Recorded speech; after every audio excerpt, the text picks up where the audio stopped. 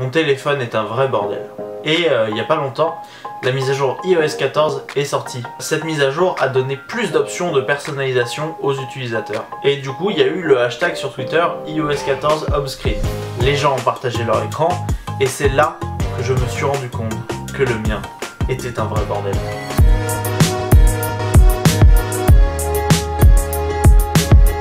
Ça incroyable la personnalisation sur les téléphones. Les gens arrivent à s'approprier leur espace virtuel, à créer leur truc, leur univers sur leur téléphone.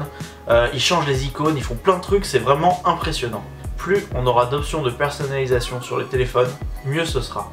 Et donc, j'ai envie d'organiser mon téléphone, mais je sais pas comment. L'organisation la plus populaire, celle qu'on voit partout sur Pinterest et qui est très instagrammable, c'est celle par couleur.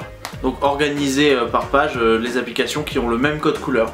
C'est très joli, mais c'est pas pratique. En fait, on a besoin que les applications se trouvent au même endroit que d'autres applications qui ont un objectif similaire. Ça me saoule d'avance de devoir chercher mon application de podcast au même endroit que ma banque. En fait, je pense qu'il va falloir réfléchir à l'organisation d'un téléphone comme on organise une cuisine. Je vais vous montrer. On ne range pas une cuisine par couleur. Certes, c'est très joli, mais une passoire, du cacao et de l'huile n'ont rien à faire ensemble. Le but, c'est de mettre en commun des objets qui ont des applications similaires. Un placard pour le petit-déj, un autre pour les produits secs, un range-couteau. Et même la partie supérieure de cette efficacité, c'est de placer les différents objets à des endroits stratégiques pour que leur utilisation soit le plus pertinente. Par exemple, le plus évident, c'est de mettre le sel et le poivre à côté de la plaque de cuisson, afin de pouvoir aisément assaisonner les plats. Maintenant, il faut voir comment on peut appliquer ces leçons au téléphone, donc on va commencer par faire un peu de tri.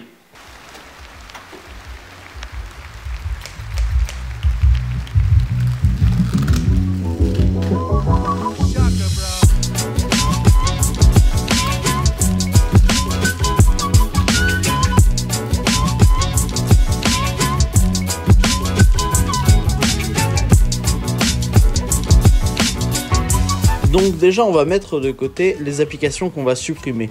On va virer tout ce qui me sert à rien, ce que j'ai voulu essayer mais qui ne me plaît pas, les choses que j'ouvre que rarement et les jeux auxquels je ne joue pas. Aussi des applications du genre Apple Watch ou celle de ma salle de sport.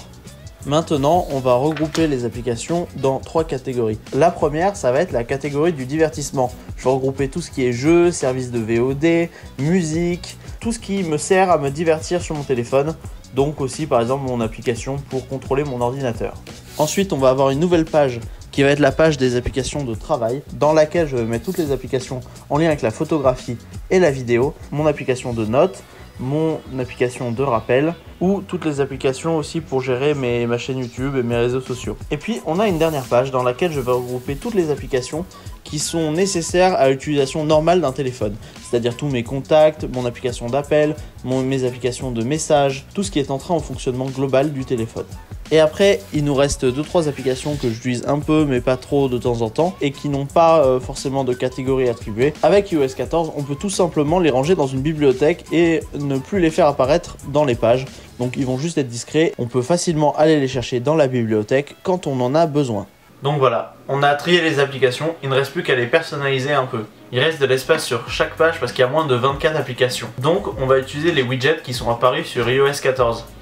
Bien sûr, du coup, si vous êtes sur Android, vous les avez déjà depuis 15 000 ans. Dans la page principale, j'ai mis un widget qui me permet de savoir la batterie de mon téléphone ainsi que des différents appareils que j'y connecte. Dans la page travail, j'ai mis un widget de météo pour pouvoir prévoir le temps qu'il fait pour des tournages et ainsi planifier mieux mon emploi du temps. Et dans la page divertissement, j'ai utilisé l'application WidgetSmith pour pouvoir mettre un petit widget avec une photo et j'ai mis Frédéric. C'est mon chouchou. Et après, on peut se poser la question de la personnalisation plus poussée. Comme on a pu déjà le voir, il y a des gens qui ont recréé des pages dans des styles extrêmement différents. En fait, tu personnalises tout simplement avec l'application raccourci en créant un raccourci vers une application. Et vraiment, ça me plaisait de fou. J'avais même commencé à designer des icônes d'applications dans mon style. Mais le problème, c'est que c'est mal foutu. Parce que quand tu lances le raccourci, tu ouvres l'application raccourci qui ensuite va lancer l'application. Si c'était mieux pensé pour cette utilisation plus précise, ouvrir le raccourci exécuterait directement la commande qui ouvre l'application. Pour en revenir à la méthode culinaire, c'est comme acheter une boîte pour ranger ses pâtes, mais ranger dedans la boîte de ses pâtes. Donc au final, on perd 3 secondes à chaque fois qu'on ouvre une application, et c'est juste visuellement pas très agréable. Si jamais le système s'améliore ou qu'une nouvelle possibilité apparaît, je pense que je ferai la personnalisation complète de mon téléphone. Donc pour finir, je vais juste me contenter de mettre un fond un peu discret mais joli pour mettre en valeur les applications. Et puis voilà, on a fini.